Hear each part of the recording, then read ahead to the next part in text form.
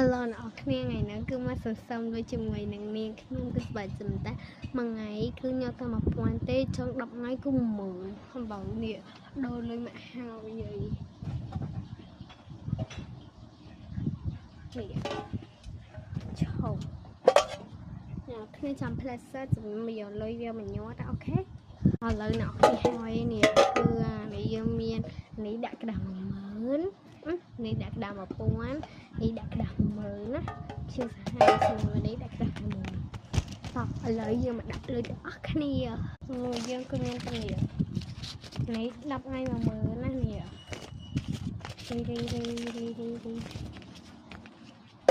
ងាត់សិនទី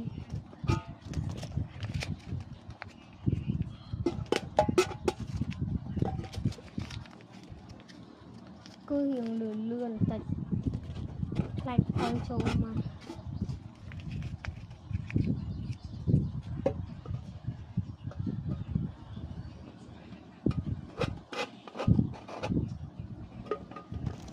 យើងដាក់ក្តារខែមួយអញ្ចឹងថ្ងៃនោះមានតែប៉ុណ្្នឹងទេបាយបាយ